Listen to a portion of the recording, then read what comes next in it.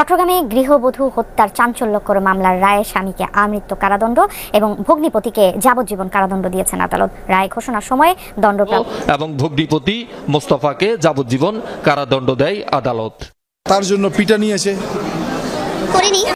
2023 সালে 14 জানুয়ারি চট্টগ্রাম নগরীর হালি শহরে খুন হন গৃহবধূ রাবিয়া খাতুন। স্বামী জামিল ও ভগ্নিপতি মোস্তফাকে আসামি করে মামলা করেন নিহতের বাবা শহীদুল সুমন।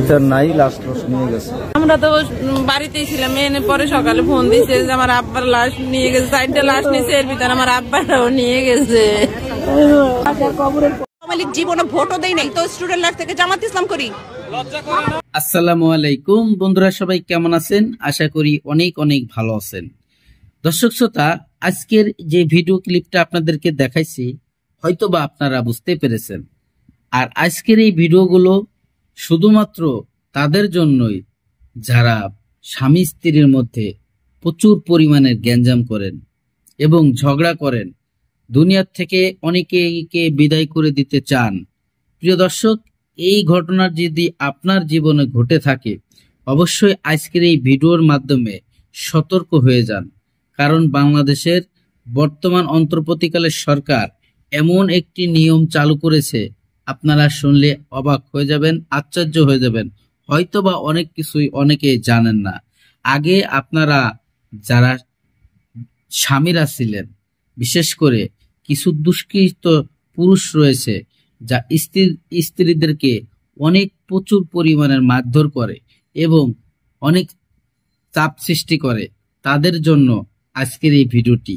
সতর্ক হয়ে যাবেন, আপনারা কিন্তু কেউ প্রাণে বাঁচতে পারবেন না। আপনারা 20 বছর আগে আপনার স্ত্রীকে আপনি মারিছেন এবং দুনিয়ার থেকে তাকে বিদায় করে দিয়েছেন পরিকল্পিতভাবে। যেভাবে আপনি হত্যাকাণ্ড ঘটিয়েছেন, আপনি এই বিচার আপনার পেতেই হবে। কারণ বর্তমান অন্তর্বর্তীকালের সরকার যে প্রতিশ্রুতি দিছে যে হত্যার বদলে হত্যা করা হবে, অর্থাৎ আপনি যদি অপরাধী হন তাহলে অপরাধের সাজা আপনার পেতেই হবে, সেটা আগে এবং পরে।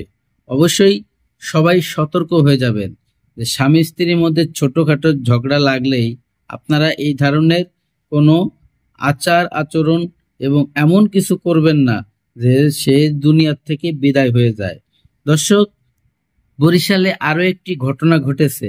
সেই ঘটনাটি হচ্ছে একজন গৃহিণী বধূকে জোরপূর্বক ঘরের থেকে ধরে নিয়ে শুধুমাত্র কিসের জন্য নিছে আপনারা শুনলে অবাক হয়ে যাবেন। তার গয়নাগাটির জন্য, তার যে হাতে কানে গলায় যে গয়না ছিল সেই গয়নার জন্য তাকে ঘরের থেকে রাতের আধারে বের করে নিয়ে গাছের সাথে বেঁধে প্রচুর মারধর করছে এবং মুখ বেঁধে রাখছিল কিছু ডাকাত দল। আর সেই ঘটনার একটি সূত্রপাত ধরে পুলিশ প্রশাসন, বাংলাদেশের বর্তমান অন্তর্বর্তীকালের সরকারের যে পুলিশ প্রশাসন রয়েছে, তারা কিন্তু খুঁজে খুঁজে তিল তিল করে বের করে নেবে আপনাকে। সেভাবেই আসামিদেরকে ধরে পুষ্কুনের ভিতর থেকে একটি মরাদেহ উদ্ধার করে এনেছে, যেটা এই কেসের সাথে কোনো সম্পৃক্তই ছিল না। তাহলে এবার ভাবেন, বিগত সরকারের আমলে যে সমস্ত কর্মকাণ্ড হয়েছিল সেই সমস্ত যেটা সত্য ঘটনা, সেটাও সাবেক পুলিশ সদস্যরা যারা ছিল তারা কিন্তু বের করতে পারে নাই। আর এখন অন্তর্বর্তীকালের সরকারের যে পুলিশ প্রশাসন, তারা চুল পরিমাণ ছাড় দেবে না। অতএব আপনি যদি কোনো অপরাধ করতে চান অবশ্যই নিজে সতর্ক হয়ে করবেন। অপরাধী যারা, তারা কিন্তু ছাড় পাবেন না। যেভাবে এই হত্যাকাণ্ডের বিচার হয়ে গেল, রায় দিল। প্রিয় দর্শক, বেশি কথা বাড়াবো না, চলে যাবো সে গুরুত্বপূর্ণ ভিডিওগুলো দেখার জন্য। ভিডিওতে যাওয়ার আগে ছোট্ট করে একটি রিকোয়েস্ট করব। দর্শক, আপনি যদি আমার চ্যানেলে নতুন বন্ধু হয়ে থাকেন, ভালো লাগলে চ্যানেলটিকে সাবস্ক্রাইব করে রাখবেন আর ভিডিওগুলো লাইক কমেন্ট শেয়ার করে দিবেন, বন্ধুদেরকে দেখার সুযোগ করে দিবেন।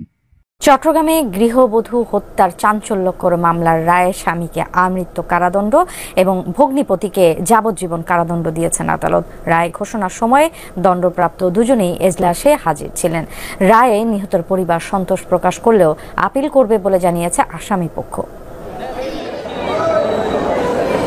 সকালে চট্টগ্রাম আদালতে হাজির করা হয় গৃহবধূ হত্যা মামলার এই দুই আসামিকে। পরে রায় ঘোষণা করেন চট্টগ্রামের অতিরিক্ত মহানগর দায়রা জজ। রায়ে নিহত গৃহবধূর স্বামী জামিলকে আমৃত্যু কারাদণ্ড এবং ভগ্নিপতি মোস্তফাকে যাবজ্জীবন কারাদণ্ড দেয় আদালত।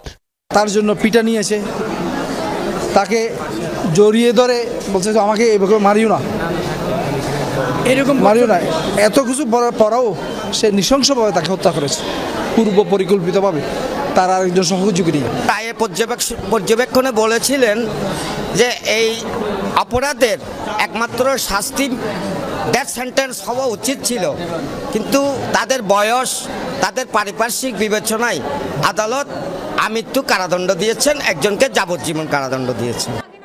রায়ে নিহত রাবিয়ার পরিবার সন্তোষ প্রকাশ করলেও উচ্চ আদালতে আপিলের কথা জানান আসামিপক্ষ।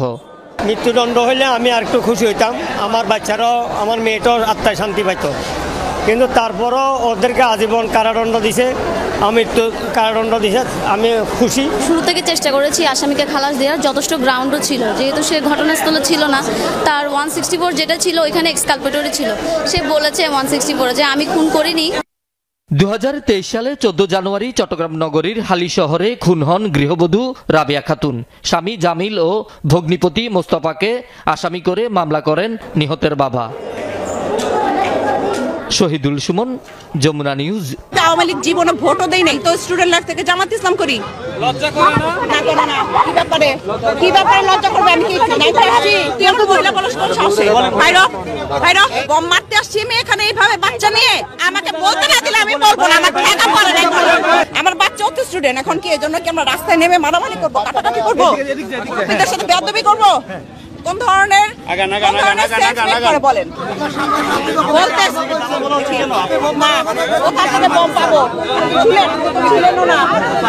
ছিলেন না, প্রত্যেকে শুনলেন। আমাকে বলছে হ্যাঁ ওই যে ও বেয়াদব, আমি তো আওয়ামী লীগ জীবনে ভোটও দেই নাই, তো লোক থেকে জানলো তো বেয়াদব? আমি তো স্টুডেন্ট লাইফ থেকে জামাত ইসলাম করি। লজ্জা করে না? কি ব্যাপারে লজ্জা করবে? আমি কি নাইতে আসছি? হ্যাঁ, কি ব্যাপারে লজ্জা করবে? ভাই কি ব্যাপারে লজ্জা করবে? কি ব্যাপারে আমার লজ্জা করা উচিত? হ্যাঁ, কারণ ও, আমি একবারই বলবো আর লাস্টবার বলবো, সবাই যেন শুনে নেয়। ও বলছে যে শেখ হাসিনা কেন পালাইছে, রিপোর্টার ভাই জিজ্ঞাসা করছে। আমাকে বলতে না দিলে আমি বলবো না, আমার ঠেকা পড়ে নাই, বলতেও বলবেন, এভাবে আটকেও ধরবেন। আমাকে বাতাসে যেতে দেন, আমার অ্যাজমার সমস্যা আছে। ওখানে যান, 1 মিনিট যান, 1 মিনিট হয়। তুই আমাকে মহিলা বলছ কোন সাহসে? ভাইরা ও আমাকে বলছে কি শুনেন, ও বলছে কি শুনেন, দেখেন কথা বেয়াদব। ও আমাকে বলছে শেখ হাসিনা পালাইছে কেন? তা আমি বলছি যে তুমি যদি শুনো, আমি এমনি বলছি তুমি যদি শুনে এখানে বম মারবে তাহলে কি তুমি পালাবা? তোমার জানের নিরাপত্তা তুমি নিবা না? এটাই বলছি। বম মারলেন কেন? বম মারবেন কেন?